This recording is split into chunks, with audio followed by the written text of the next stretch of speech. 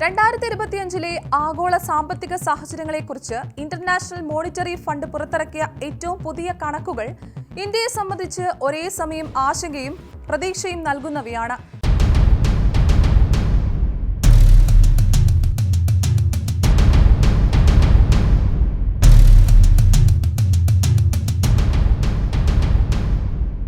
ലോകത്തിലെ ഏറ്റവും വേഗത്തിൽ വളരുന്ന വലിയ സമ്പദ്വ്യവസ്ഥ എന്ന നിലയിൽ ഇന്ത്യ തുടർന്നുകൊണ്ടിരിക്കുമ്പോഴും ആഗോള GDP റാങ്കിങ്ങിൽ രാജ്യം 5ാം സ്ഥാനത്ത് നിന്ന് 6ാം സ്ഥാനത്തേക്ക് താഴ്ന്നിരിക്കുകയാണ്.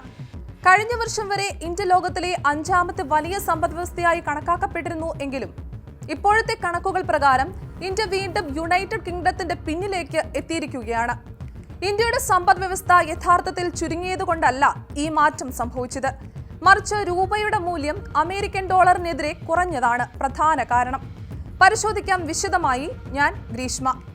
ആഗോള GDP റാങ്കിങ്ങുകൾ സാധാരണയായി ഓരോ രാജ്യത്തിന്റെ മൊത്തം ആഭ്യന്തര ഉൽപാദനം അമേരിക്കൻ ഡോളറിലേക്ക് മാറ്റിയാണ് കണക്കാക്കുന്നത്. അതിനാൽ ഒരു രാജ്യത്തിന്റെ ആഭ്യന്തര സമ്പദ്വ്യവസ്ഥ വളർന്നാലും അതിന്റെ പ്രാദേശിക കറൻസിയുടെ മൂല്യം ഡോളറിനെതിരെ താഴ്ന്നാൽ ഡോളറിൽ കണക്കാക്കുന്ന GDP കുറയുന്നതായി തോന്നാം. 2024 ഇന്ത്യ ആദ്യമായി യുണൈറ്റഡ് കിങ്ഡത്തെ മറികടന്ന് ലോകത്തിലെ 5ാമത്തെ വലിയ സമ്പദ്വ്യവസ്ഥയായി മാറിയിരുന്നു. അന്ന് ഇന്ത്യയുടെ GDP ഏകദേശം $3.5 ട്രില്യൺ ആയിരുന്നപ്പോൾ UK-യുടെ GDP $3.4 ട്രില്യൺ ആയിരുന്നു. ആ നേട്ടം ഇന്ത്യയുടെ സാമ്പത്തിക വളർച്ചയുടെ പ്രതീകമായി വലിയ രീതിയിൽ അവതരിപ്പിക്കപ്പെട്ടിരുന്നു. എന്നാൽ ഒരു വർഷത്തിനുള്ളിൽ സ്ഥിതി വീണ്ടും മാറി. 2025 IMF കണക്കുകൾ പ്രകാരം ഇന്ത്യയുടെ GDP $3.92 ട്രില്യൺ ആണ്. അതേസമയം യുണൈറ്റഡ് കിങ്ഡത്തിന്റെ GDP $4 ട്രില്യൺ എത്തിയിട്ടുണ്ട്. ഇതോടെ ഇന്ത്യ വീണ്ടും 6ാം സ്ഥാനത്തേക്ക് മാറി. ഇത് വെറും റാങ്കിങ്ങിലെ ഒരു മാറ്റം മാത്രമാണെന്നും ഇന്ത്യയുടെ യഥാർത്ഥ സാമ്പത്തിക ശക്തിയെ അത് കുറച്ചു കാണിക്കുന്നില്ല എന്നും സാമ്പത്തിക വിദഗ്ധർ ചൂണ്ടിക്കാണിക്കുന്നു. ഇന്ത്യയുടെ ആഭ്യന്തര വിപണി, ഉപഭോഗം, ഉൽപാദനം, സേവന മേഖല, അടിസ്ഥാന സൗകര്യ നിക്ഷേപം, ഡിജിറ്റൽ സമ്പദ്വ്യവസ്ഥ എന്നിവയിൽ വളർച്ച തുടർന്നുകൊണ്ടേയിരിക്കുകയാണ്. എന്നാൽ ഡോളറിനെതിരെ രൂപയ്ക്കുണ്ടായ മൂല്യനഷ്ടം ആ വളർച്ചയുടെ ഒരു ഭാഗത്തെ അന്താരാഷ്ട്ര കണക്കെടുപ്പിൽ നിന്ന് കുറച്ചു കളഞ്ഞു. ആഗോള സാമ്പത്തിക റാങ്കിങ്ങുകൾ നിർണ്ണയിക്കുമ്പോൾ സാധാരണയായി ഉപയോഗിക്കുന്നത് വിപണി വിനിമയ നിരക്കാണ്. ഉദാഹരണത്തിന് ഇന്ത്യയിൽ രൂപയിൽ രേഖപ്പെടുത്തുന്ന GDP അമേരിക്കൻ ഡോളറിലേക്ക് മാറ്റുമ്പോൾ ആ സമയത്തെ രൂപ ഡോളർ നിരക്കാണ് പരിഗണിക്കുന്നത്. കഴിഞ്ഞ ഒരു വർഷത്തിനിടെ രൂപയുടെ മൂല്യം പലതവണ താഴ്ന്നിരുന്നു. ഇതോടെ ഇന്ത്യയിൽ രൂപയിൽ വളർച്ച GDP ഡോളറിൽ മാറ്റിയപ്പോൾ താരതമ്യേന കുറഞ്ഞ മൂല്യമായി പ്രത്യക്ഷപ്പെട്ടു. രൂപയ്ക്ക് നേരിട്ട സമ്മർദ്ദങ്ങൾക്ക് നിരവധി അന്താരാഷ്ട്ര കാരണങ്ങളുണ്ട്. അമേരിക്ക ഡോളർ ഇപ്പോഴും ലോകത്തിലെ ഏറ്റവും ശക്തമായ കറൻസിയായി തുടരുകയാണ്. അമേരിക്കൻ ഫെഡറൽ റിസർവ് ഉയർന്ന പലിശ നിരക്ക് നിലനിർത്തിയതോടെ നിക്ഷേപകർ കൂടുതൽ സുരക്ഷിതമായ ഡോളർ ആസ്തികളിലേക്ക് മാറി. ഇതിന്റെ ഫലമായി വികസനാത്മക രാജ്യങ്ങളിൽ നിന്നുള്ള നിക്ഷേപത്തിന്റെ ഒരു ഭാഗം അമേരിക്കയിലേക്ക് ഒഴുകി. ഇന്ത്യ പോലുള്ള രാജ്യങ്ങളുടെ കറൻസികൾക്ക് ഇതോടെ സമ്മർദ്ദം കൂടുകയായിരുന്നു. അതോടൊപ്പം ലോകമെമ്പാടും നിലനിൽക്കുന്ന ഭൗമരാഷ്ട്രീയ സംഘർഷങ്ങളും ആഗോള സാമ്പത്തിക അനിശ്ചിതത്വവും രൂപയുടെ മൂല്യത്തെ ബാധിച്ചു.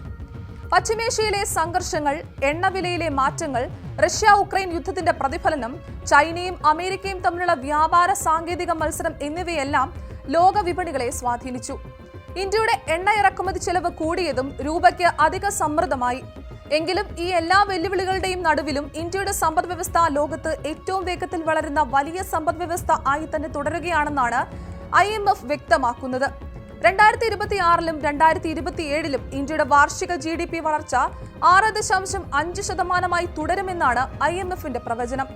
ലോകത്തിലെ മറ്റു വലിയ സമ്പദ്വ്യവസ്ഥകളുമായി താരതമ്യം ചെയ്യുമ്പോൾ ഇത് വളരെ ഉയർന്ന നിരക്കാണ്. America, China, Germany, Japan, United kingdom പോലുള്ള രാജ്യങ്ങൾ അടുത്ത വർഷങ്ങളിൽ താരതമ്യേന വളരെ കുറഞ്ഞ വളർച്ചയാണ് പ്രതീക്ഷിക്കുന്നത്. ചില രാജ്യങ്ങൾ 1 മുതൽ 2% വരെ മാത്രമേ വളരുകയുള്ളൂ എന്നാണ് കണക്കാക്കുന്നത്. യൂറോപ്പിലെ പല രാജ്യങ്ങളും ഇപ്പോഴും ഉയർന്ന പണപ്പെരുപ്പം, കുറഞ്ഞ ഉപഭോഗം, വ്യവസായ മേഖലയുടെ മന്ദഗതി എന്നിവ നേരിടുകയാണ്. ചൈനയിലും മുൻകാലത്തെ പോലെ അതിവേഗ വളർച്ചയില്ല. ജപ്പാനും ജർമ്മനിയും ജനസംഖ്യാ കുറവ്, തൊഴിലാളികളുടെ ലഭ്യതയിലെ പ്രശ്നങ്ങൾ, നിർമ്മാണ മേഖലയിലെ മന്ദഗതി തുടങ്ങിയ വെല്ലുവിളികൾ നേരിടുന്നു.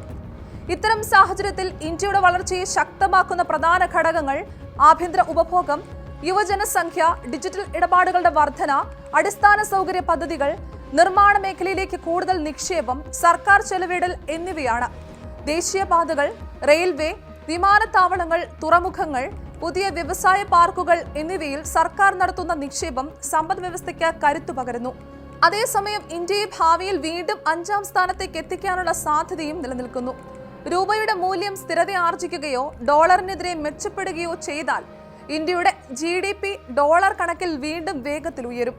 UK വളർച്ച അടുത്ത വർഷങ്ങളിൽ മന്ദഗതിയിലാകുമെന്ന സൂചനകളും നിലവിലുണ്ട്. അതിനാൽ ഇന്ത്യയും UKയും തമ്മിലുള്ള വ്യത്യാസം വലിയതല്ലാത്തതിനാൽ അടുത്ത ഏതാനും വർഷങ്ങൾക്കുള്ളിൽ ഇന്ത്യ വീണ്ടും UKയെ മറികടക്കാനുള്ള സാധ്യതയുണ്ടെന്ന് വിദഗ്ധർ വിലയിരുത്തുന്നു. 2025 ഇന്ത്യയുടെ സമ്പദ്വ്യവസ്ഥയ്ക്ക് അനുകൂലമായി പ്രവർത്തിക്കുന്ന ചില ഘടകങ്ങളും IMF ചൂണ്ടിക്കാണിക്കുന്നു. കഴിഞ്ഞ വർഷം ആരംഭിച്ച സാമ്പത്തിക ഗതിവേഗം ഈ വർഷവും തുടരാൻ സാധ്യതയുണ്ടെന്നാണ് വിലയിരുത്തൽ. പ്രത്യേകിച്ച് അമേരിക്ക ഇന്ത്യയിൽ നിന്നുള്ള ചില ഉൽപ്പന്നങ്ങൾക്ക് മേലുള്ള അധിക തീരുവ കുറയ്ക്കാൻ തയ്യാറാകുന്നതും ഇന്ത്യക്ക് ഗുണകരമായേക്കും.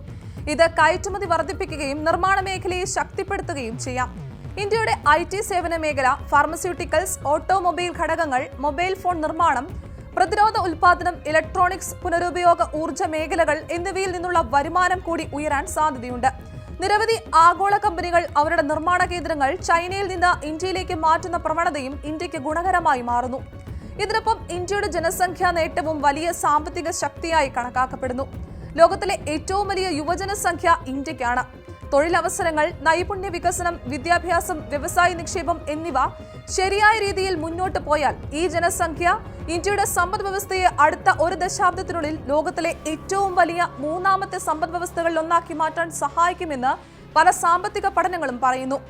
അമേരിക്ക ഇപ്പോഴും ലോകത്തിലെ ഏറ്റവും വലിയ സമ്പദ് വ്യവസ്ഥയായി വലിയ മുന്നേറ്റത്തോടെ തുടരുകയാണ്. ചൈന 2ാമതാണ്. എന്നാൽ 3ാം സ്ഥാനത്തിനും 6ാം സ്ഥാനത്തിനും ഇടയിലെ വ്യത്യാസം താരതമ്യേന വളരെ കുറവാണ്. അതിനാൽ ചെറിയ കറൻസി മാറ്റങ്ങളോ വളർച്ചാ വ്യത്യാസങ്ങളോ പോലും റാങ്കിങ്ങിൽ രാജ്യങ്ങളുടെ സ്ഥാനം മാറ്റാൻ ഇടയാക്കും. അതുകൊണ്ട് ഇന്ത്യ 6ാം സ്ഥാനത്തേക്ക് മാറിയെന്ന കാര്യം ഒറ്റയ്ക്ക് നോക്കുമ്പോൾ ആശങ്കാജനകമായി തോന്നാമെങ്കിലും സമ്പദ് വ്യവസ്ഥയുടെ അടിസ്ഥാന ശക്തി ഇപ്പോഴും കരുത്തുറ്റതാണെന്ന് വ്യക്തമാക്കുന്നു. ഇന്ത്യയുടെ വളർച്ചയുടെ വേഗം കുറഞ്ഞിട്ടില്ല. മറിച്ച് ഡോളറിനെതിരെ രൂപയുടെ മൂല്യത്തിലും ആഗോള സാമ്പത്തിക സാഹചര്യങ്ങളിലും ഉണ്ടായ മാറ്റങ്ങളാണ് റാങ്കിങ്ങിൽ ഈ താൽക്കാലിക പിന്നോട്ടടിക്ക് കാരണമായത്. അടുത്ത വർഷങ്ങളിൽ രൂപയ്ക്ക് സ്ഥിരത ലഭിക്കുകയും ആഭ്യന്തര വളർച്ച തുടരുമെന്നുമാണെങ്കിൽ ഇന്ത്യ വീണ്ടും 5ാം സ്ഥാനത്തേക്കും അതിനപ്പുറവും മുന്നിലുള്ള രാജ്യങ്ങളിലേക്ക് എത്തുകയും ചെയ്യുമെന്ന പ്രതീക്ഷ സാമ്പത്തിക രംഗത്ത് ശക്തമാണ്.